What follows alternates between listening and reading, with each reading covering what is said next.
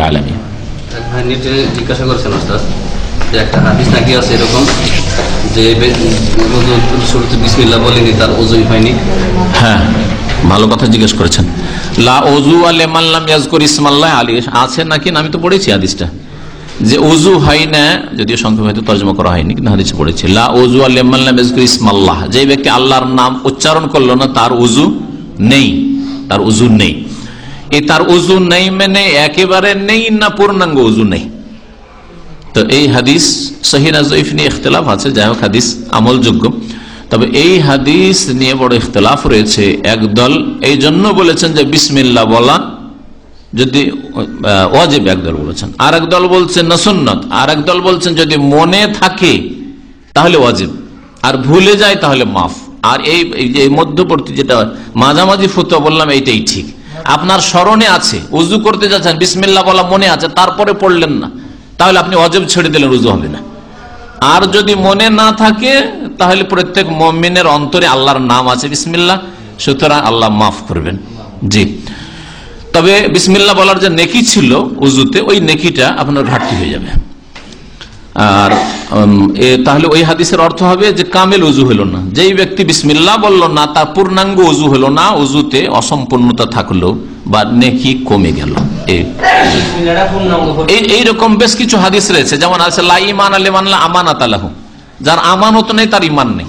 তাহলে একটা লোক যদি আপনার কাছ থেকে ধার নেই, ধার নিয়ে যদি উদাও হয়ে যায়, তাহলে বলবেন কাফের, ঈমান নেই না, মানে পূর্ণাঙ্গ ঈমান নেই, দুর্বল ঈমান, সেজন্য আপনার টাকা নিয়ে টান দিচ্ছে। বুঝতে পেরেছেন? এইরকম বেশ কিছু হাদিস রয়েছে, সেগুলি তো বলা হয়েছে যে কামেলের অর্থে। লা ঈমান মানে কামেল ঈমান নেই, লা উযু মানে তার কামেল পূর্ণাঙ্গ উযু হলো না। শুরুতে বলেছি বিসমিল্লাহ বলাই যথেষ্ট। তবে কেউ যদি বিসমিল্লাহির রহমানির রহিম বলে, কোন কোন ওলামারা বলেছেন পূর্ণাঙ্গ বলার জন্য যে বলতে পারেন, সুতরাং কোনো অসুবিধা নেই। তবে স্পষ্ট কোন হাদিস দ্বারা প্রমাণিত নাই রহিম পর্যন্ত বলার। হ্যাঁ, বিসমিল্লাহ বলে নয় যথেষ্ট। হস্তমৈথুন সম্পর্কে এক ভাই বাইরে থেকে জিজ্ঞেস করেছে ইন্টারনেটে। হস্তমৈথুন জায়েজ নাই, হস্তমৈথুন হারাম। এবং সূরা মুমিনুনের প্রথম দিকে যে আল্লাহ পাক রব্বুল আলামিন ওই মুমিনরা যারা জান্নাতের ওয়ারিস হবে, কাদ আফলাহাল মুমিনুন, জান্নাতি হবে, তাদের 7-8টি গুণ বর্ণনা করেছেন। তার মধ্যে একটি হচ্ছে ওয়াল্লাযীনা হুম লিফুরুজিহিম হাফিজুন, যারা নিজের লজ্জা স্থানের সুরক্ষা করে, হেফাজত করে। ইল্লা আলা আজওয়াজিহিম, একমাত্র স্ত্রীর ক্ষেত্রে, স্বামী স্ত্রীর এই ক্ষেত্রে আল্লাহ ছাড় দিয়েছেন। আর দাসীর ক্ষেত্রে অমামালাকাত মানে তো দাসীর যুগ নেই, শেষ, ওটা অফ। এখন যেটা আছে সেটা হচ্ছে স্বামী স্ত্রী। আল্লাহ তারপরে বলছেন ফামানিব তাকা ওয়ারা আযালিকা, স্ত্রী ছাড়া অথবা স্বামী ছাড়া, মহিলা স্বামী ছাড়া আর পুরুষ স্ত্রী ছাড়া যদি অন্য কোথাও যায়, অন্য কোথাও যদি বীর্যপাত করে, ফাউলাইকা হুমুল আদুম, তাহলে তারাই হইল সীমা লঙ্ঘনকারী, জালেম। আল্লাহ জালেম বলেছেন। তাহলে এই আয়াত বরং এই আয়াতের তাফসিরে বিভিন্ন তাফসির কারগণ উল্লেখ করেছেন হস্তমৈথুনের বিষয়টি। ইমাম শাওকানী রাহমাতুল্লাহ আলাইহি ফাতুল কাদিরে এই বিষয়টিকে বিস্তারিত উল্লেখ করেছেন যে এই আয়াত দলিল যে হস্তমৈথুন করা হারাম আর জুলম, গুনাহগার সেই ব্যক্তি। জি, সুতরাং কেউ এই যুক্তি যেন না পেশ করে যে আমি বড় জেনা থেকে বাঁচার জন্য বা লেওয়াতাত সমকামিতা থেকে বাঁচার জন্য আমি হস্তমৈথুন করছি কারণ আমি থাকতে পারছি না, না, তার জন্য জায়েজ হবে না যে আপনি বড় জেনা থেকে বাঁচার জন্য আমি হস্তমৈথুন করলাম। আল্লাহ পাক উত্তম পদ্ধতি শিখিয়েছেন, সেটা হচ্ছে রোজা রাখা। স্ত্রীর সাথে নেই অথবা এখন বিয়ে করতে পারেননি, যুবক মানুষ, সুতরাং আপনি বেশি বেশি রোজা রাখেন। ফালিহি বিসওম, রোজা রাখো। রোজা রাখা সবচেয়ে উত্তম এলাজ, চিকিৎসা অবিবাহিত ব্যক্তিদের জন্য অথবা যাদের কাছে স্ত্রী নেই তাদের জন্য। এতে ইবাদত হইল আর তার সাথে যৌন যে খিদা আছে সেটা ক্ষান্ত থাকবে, দমন থাকবে, যৌন চাহিদা যেটা আছে সেটা দমন থাকবে। আপনি নেকিও পেলেন, সব দিকে গুনাহ থেকে বাঁচারও নেকি পেলেন, আর এইদিকে বেশি বেশি নফল রোজা রাখার, সোমবার বৃহস্পতিবার রোজা রাখলেন, এর বড়ই নেকি পেলেন আপনি। জি, অনেক মেয়ে লোকেরা ওই রোজার মাসের রোজা রাখার জন্য ওষুধ খায়, মাসিক বন্ধ রাখে। হ্যাঁ, ওষুধ খেয়ে মাসিককে ডিলে করা, রোজার ক্ষেত্রে হোক অথবা অনেকে হজ উমরা যায় সেজন্য হজের মৌসুমে ওই বড়ি খেয়ে নেই, ট্যাবলেট, এটা জায়েজ, তবে না খাওয়াই ভালো, কারণ এতে স্বাস্থ্যের ক্ষতি আছে। ইসলামের স্বাস্থ্যের ক্ষতি করতে বলেননি। এমন মারাত্মক ক্ষতি হয়তো নেই যেটাতে প্রাণনাশের ভয় আছে। প্রাণনাশের ভয় যদি থাকতো বা মারাত্মক ধরনের, তাহলে এটা হারাম বলতো ওলামায়ে কেরামরা। হারাম বলেননি ওলামায়ে কেরামরা, কিন্তু এমনি স্বাস্থ্যগত ক্ষতি আছে যার ফলে বলেছেন এগুলি না ব্যবহার করাই ভালো। হজ উমরায় যাবেন, বা হজ তো নাই নির্দিষ্ট সময়ে, আপনি তাওয়াক্কুল আল্লাহ, লম্বা সময় মক্কায় থাকবো, অসুবিধা নেই, কিন্তু আপনি ওষুধ ব্যবহার করেন না। কিন্তু যদি ব্যবহার করার প্রয়োজন মনে করেন তো জায়েজ আছে, না করাই ভালো। জি। আর রোজার ক্ষেত্রে না, আল্লাহ ছাড় দিয়েছেন অন্য সময় রোজা রেখে নেবেন।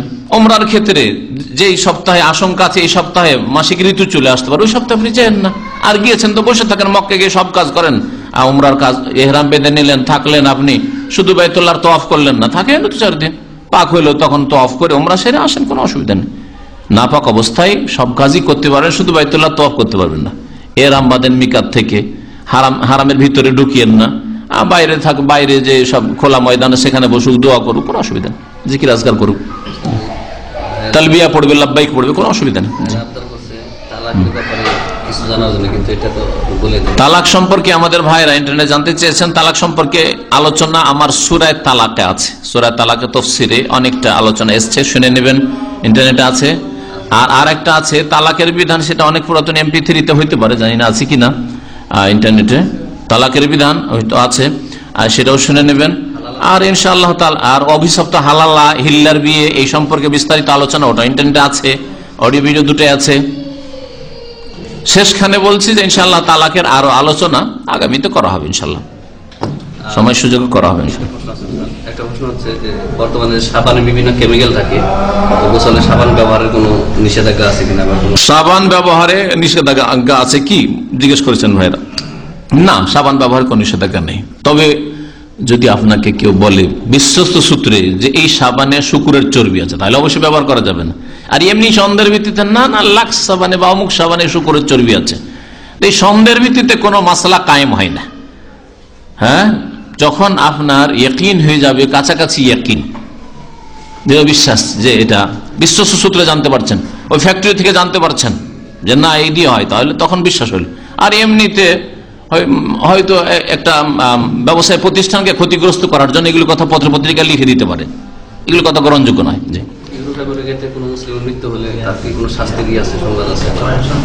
পশ্চিমা দেশে যদি কারো মৃত্যু হয় তাহলে তার কোনো শাস্তি আছে? কোরআনে কারীমের একটি আয়াত আছে, শখ করে অমুসলিম সমাজে বসবাস করা আল্লাহ নিষেধ করেছেন। অমুসলিম দেশে বসবাস বলে আমার একটা বক্তব্য আছে। তোরা শখ করে শুধু দুনিয়ার গরজে বেশ সুখে থাকবো, বাংলাদেশে কষ্ট, গালফে কয়টা পয়সা বা ইনকাম হয়, এরকম ধারণা ইউরোপ আমেরিকা যারা যাচ্ছে, হ্যাঁ সুতরাং চলে যাও ওই সব দেশে। আর এমন কাফেরদের বিচে বাস করছেন, সুবহানাল্লাহ। আমাকে অনেক ভাই বোনরা টেলিফোন করে বলছে জিন্দেগিতে কখনো আজানই শোনা যান। প্রথম কথা, আজান নিষেধ আছে, বাইরে আজান আওয়াজ যাওয়া যাবে না, মসজিদ দেখতে পাই না। কোরিয়া থেকে আর জাপান থেকে তো বেশ কিছু ভাই বোনরা টেলিফোন করেছে, ভাইরা বিশেষ করে, যে জুমাই পড়তে পাই না। মসজিদে বলছে যে জুমা পড়তে গেলে 150-200 কিলোমিটার যেতে হবে। তাহলে এমন জায়গায় বসবাস করা জায়েজ না যেখানে জুমা পড়ার জন্য কোনো মসজিদ পায় না, বসবাস জায়েজ না। হ্যাঁ, মুসলিম দেশ কিন্তু অনেক মসজিদ আছে, আজান শুনতে পাচ্ছেন, নামাজের হেফাজত করতে পারছেন, নামাজ পড়তে বাধা নেই, তাহলে প্রয়োজনে বসবাস করা যেতে পারে। তবে যদি উত্তম জায়গা পান তো কখনো এরকম পরিবেশ স্থায়ী বসবাস করবেন না। চাকরির জন্য যেতে পারে, চাকরি করলেন কিছুদিন, আর সেখানে আলহামদুলিল্লাহ মসজিদ পেয়েছেন, নামাজও পড়লেন, যদি অমুসলিম দেশ, তারপরে সেখান থেকে আপনি চলে আসলেন। স্থায়ীভাবে ছেলে মেয়েকে কুফরির পরিবেশে, পাপের পরিবেশে রাখবেন না, কারণ এতে আল্লাহর কাছে ছেলে মেয়েদের ক্ষেত্রে আপনাকে জবাবদিহি করতে হইতে পারে যে তুমি তো মুসল্লি ছিলে, ইউরোপে গিয়ে থেকেছ, তোমার ছেলেগুলোকে কি করে এসছো, তোমার মেয়ে খ্রিস্টানের সাথে কেন বেরিয়ে গেছে, জবাব দাও। তোমার ছেলে নাস্তিক হয়েছে বা খ্রিস্টান হয়ে গেছে, জবাব দাও। কি জবাব দেবেন? আপনি হয়তো ধার্মিক, আলহামদুলিল্লাহ, ভাবছেন আর কটা দিন বাঁচবো, নামাজটা ছাড়বো না, যেখানেই থাকি যেইভাবে ওখানে নামাজ পড়বো, কিন্তু আপনার ছেলে মেয়ে হয়তো পড়বে না। আপনার ছেলে মেয়ে হয়তো খ্রিস্টান হয়ে যেতে পারে, আপনার ছেলে মেয়ে হয়তো কোনো খ্রিস্টানের সাথে চলে যেতে পারে। আর কোন মুসলিম মেয়ের জন্য জায়েজ নয় কোন কাফেরের কাছে যাবে। হ্যাঁ, যদিও আহলি কিতাবের মেয়ে রাখা যেতে পারে, যদিও মুসলিম মেয়ে, কিন্তু কোন আহলি কিতাব ইহুদি নাসারাকে মেয়ে দেওয়া মোটেই জায়েজ নাই। সুতরাং এইরকম আশঙ্কা যদি থাকে তাহলে সেখানে ছেলে মেয়ে নিয়ে বসবাস করা জায়েজ নয়। জি, ইসলামিক সঙ্গীত শোনা জায়েজ কি না? কোরআন সুন্নাহর অনুসারী সালাফের অনুসারী সালাফি ওলামারা বলছেন যে আনাসির ইসলামিক সঙ্গীতের নামে যেগুলি আছে এগুলি জায়েজ নাই। ইসলামিক নাটক আজকাল করছে অনেকে, এই জায়েজ নাই, কারণ নাটক মিথ্যা। আর সঙ্গীতে সুরগুলি ওই ফাসেকার, কিন্তু ওই গানেরই সুরগুলো এরা নকল করে থাকে, ঠিক না? তারপর আরেকটা কথা লক্ষ্য করেছেন, যারা সঙ্গীত শুনে তারা শুধুমাত্র সুর শুনে, অর্থ কি বলা হচ্ছে এগুলো কিচ্ছু শুনে না। সুরটা মজার, হ্যাঁ বলেছে, কিছু বুঝে না। আর তারপর আর একটা রোগ আছে এতে ক্ষতির দিক, সেটা হচ্ছে যে যারা সঙ্গীত শোনা ভালোবাসে তারা ইসলামে বক্তব্য শুনবে না, বক্তব্য শুনতে ভালো লাগবে না। আরে লাগাও অমুক সাহেবের, লাগাও অমুক সাহেবের সঙ্গীতটা লাগাও, বক্তব্য শুনবে না, ও গজল শুনতে অভ্যস্ত। ক্ষতি এক যে দিন শিখবে না, আর ইসলামী সঙ্গীত দিয়ে দিন শেখা যায় না। হয় ইসলামিক কিতাব পড়তে হবে, না ইসলামী বক্তব্য শুনতে হবে, এতে বাধা। 2 নম্বর কথা, ফাসেকাদের পাপিষ্টদের ওই সুরটাকে নকল করা হয়। আর 3 নম্বর কথা, সুরটাই শুনতে ভালো লাগে, ওর ভাব অর্থ কি বলা হইলো ওই অত দূরে কেউ ঢুকে না, অত দূরে ঢুকে না। আর সুর অনেক পুরুষেরই সুর কিন্তু মহিলার মতো করে বলে, ওটা আরেকটা খারাপ দিক আছে। বেশ কিছু ইসলামিক সঙ্গীত বলে যেগুলো জিনিস রয়েছে, বেশ কিছু নাজায়েজের দিক আছে। সুতরাং সঙ্গীত কখনো একটু হয়তো ক্লান্ত হয়ে গেছে, দীর্ঘক্ষণ ইসলামিক আলোচনা চলছে, বলে চলো 5 মিনিট হইলো, 2 মিনিট হইলো, কিন্তু একজনের গাড়িতে উঠলেই ও ইসলামিক সঙ্গীত, বাড়িতে গেলে ইসলামিক সঙ্গীত আর পেশা ধরেছেন না, এতে কোনো লাভ নেই, বরং এতে ক্ষতি রয়েছে, ঈমান আমলের ক্ষতি আছে। আর তারপর আরেকটা দিক তো আছে যে অধিকাংশ মুসলিমেরা শিরক বিদাতি কথাবার্তা বলে, নাতে রসুলের নামে শিরকি কথাবার্তা।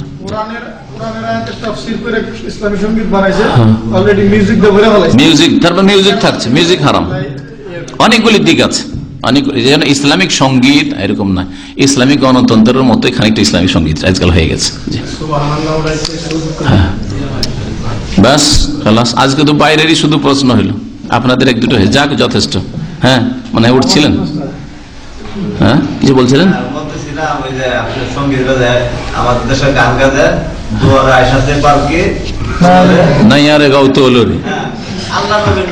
আল্লাহ রসুল ভালো করে জানেন না আপনি? আমি ছোটকালে খুব শুনেছি আল্লাহ রসুল কি বলে,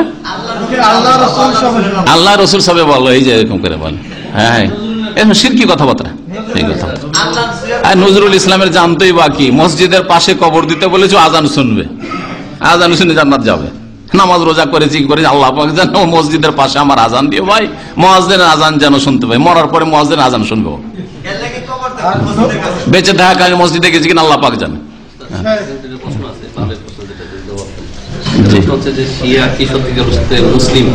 এসব প্রশ্ন মুসলিম এগুলো খাস ফতোয়া, এগুলো ফতোয়া না। কে মুসলিম কে কাফের এসব ফতোয়া।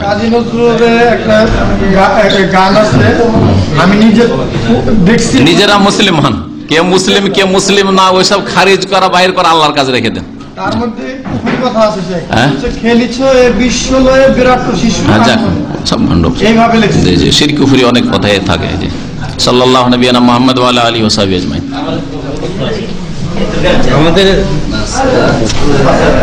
বলেন হ্যাঁ, আল্লাহ রাসূল এগুলো জায়েজ না।